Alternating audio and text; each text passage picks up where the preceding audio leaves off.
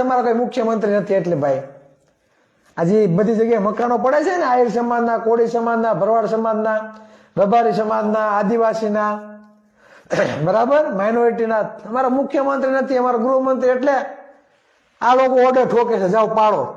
હે તો 40-70 વર્ષ ત્યાં રહેતા હતા, અત્યારે લગી કેમ કોઈને યાદ નહીં? અત્યારે લગી વેરા લેવામાં બહુ મજા આવતી હતી. વેરા લેવામાં અત્યારે લગી તમને મજા આવતી હતી, બરાબર. તો હવે મકાન પાડવામાં મજા આવે ને તમને? શું કામ? કે તમારી નાતના નથી ભાઈ, એ આહિર છે, એ કોળી છે, તમારી નાતના નથી એટલે તમને મજા આવે. રાજકીય પક્ષો, પ્રાઇવેટ કંપની, નાના સમુદાયનો વિકાસ, એના સમુદાયના મકાન નહીં પડે. જોજો, એના સમુદાયમાં ક્યાં સાંભળ્યું કે એકાદ 200 મકાન પડે, એકાદ 300 મકાન પડે, એકાદ 3000 મકાન પડે? સાંભળ્યું છે ક્યારે? મુખ્યમંત્રી ને ગૃહમંત્રી, બરાબર, જે સમુદાયમાંથી આવે છે સમુદાયના એકાદ 3000 મકાન પડતા હોય, એકાદ 400 મકાન પડતા હોય, એવું ક્યાંય હોય તો મને કયો તમે. હે કયો ને? ક્યાંય પડ્યા મકાન? નહીં પડે. એને આપશે, લાણ આપશે EWS ને 2000 કરોડ. શિક્ષણ ધામ બનાવવા માટે પૈસા આપશે, હોસ્પિટલ બનાવવા માટે પૈસા આપશે, તમને આપશે. હે તમને આપશે ભીખ. એટલે લડવાનું છે, ત્યાં લડો, બરાબર. હવે 3000 મકાન પાડવાના છે. હવે આમાં એક અમારા કોળીના બેને કીધું, એક આહિર સમાજના બેને એવો વિડીયો કીધું કે મુસલમાનને તો મકાન નથી આવતા, કે કોળીને આહિરને નથી આવતા, ભરવાડને નથી આવતા, તો ઓલા બિચારા રહેવા જાય ક્યાં? હે તમે મુખ્યમંત્રી ગૃહમંત્રી બનીને બેઠા, બરાબર, ત્યાં ડોહા અમને ભાડે મકાન નથી આપતા, રહેવા જવું ક્યાં? તમારે ખરેખર શહેરીકરણ નામે તમારે સારું જ કરવું છે તો પેલા મકાન આપો ને, રહેવા માટે છત આપો, બનાવો. હાયરાજ ધારાસભ્યના મકાન બનાવ્યા છે તો બનાવીને આપો ને આને લોકોને, હાયરાજ બનાવી, પછી મકાન પાડો, પછી ડિમોલેશન કરો. તો એલાને એમ થાય કે નહીં, સરકાર અમને મકાન બનાવી દે બહુ જોરદાર, આવું કરો. પણ નહીં તમે કરો. શું કામે? કેમ કે ઓલા આર્થિક રીતે સદ્ધર થઈ જાય, બરાબર. તો તમારી કંપનીમાં કામ કરવા કોણ આવે? હે તમારા દાડિયા કોણ કરે? તમારા ભાગિયા કોણ રાખે? તમારી કંપનીઓમાં મજૂરી કામ કોણ કરે? મકાન પાડી નાખ્યા એટલે ઓલા બિચારા પાછા ભાડા ભરતા થઈ ગયા બધા. એટલે અમુક જે સ્ત્રોત છે પૈસાની આવક, એ બધી ભાડામાં વહી જાય. એટલે પાછા 10-15 લગી આ લોકો પછાત ને પછાત.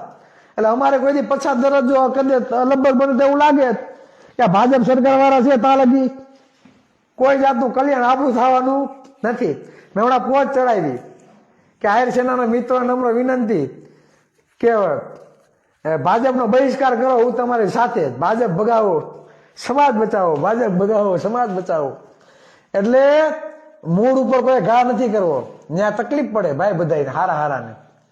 એ તો ઈમાનદાર હોય, બરાબર, સમાજ માટે લડવાની જેનામાં તેવડ હોય ને એ જ બોલી શકે. ભાજપ સામે માઇક આંગલાઓનું કામ નથી.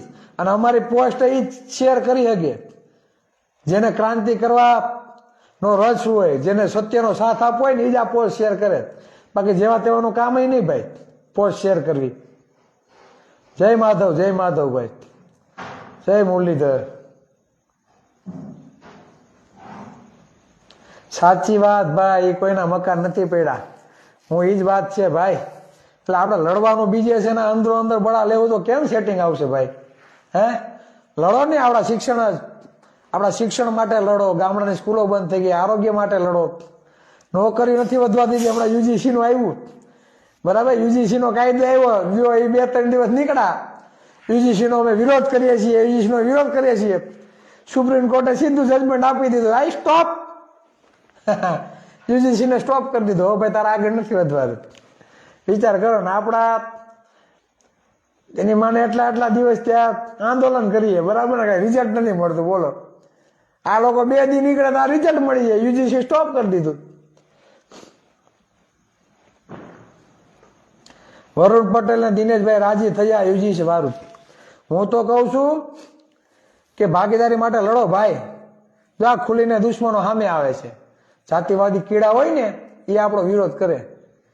હે એના મુખ્યમંત્રી, એના ગૃહમંત્રી એટલું બજેટ લઈ જાય તો એને જાતિવાદ નથી દેખાતો. ચિરાગ ઝાલા બોલે તો કે જાતિવાદ, આ તો કોળીનું ખેંચે, બરાબર.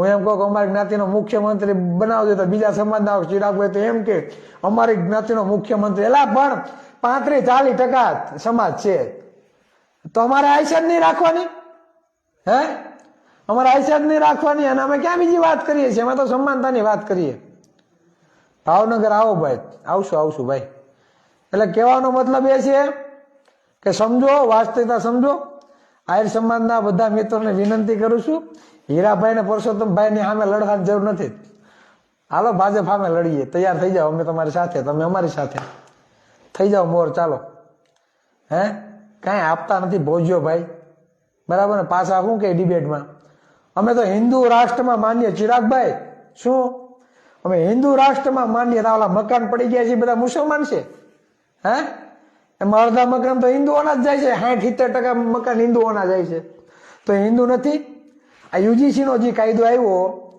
બરાબર ઓબીસી એસસી એસટી એટલે માઇનોરિટી સમાજના બાળકો માટે વિદ્યાર્થીઓ માટે હતો તો કેમ ભાઈ આ લોકો વિરોધમાં આવ્યા વરુણ પટેલ દિનેશભાઈ બ્રહ્મ સમાજ વાળા હું કામ વિરોધમાં આવ્યા ને તેને કયો ને કહો કે અમે હિન્દુ નથી હિન્દુ થઈને હિન્દુ અમે બાયું ચડાવવાની આવું થોડુંક હાલે હે ગોળ છે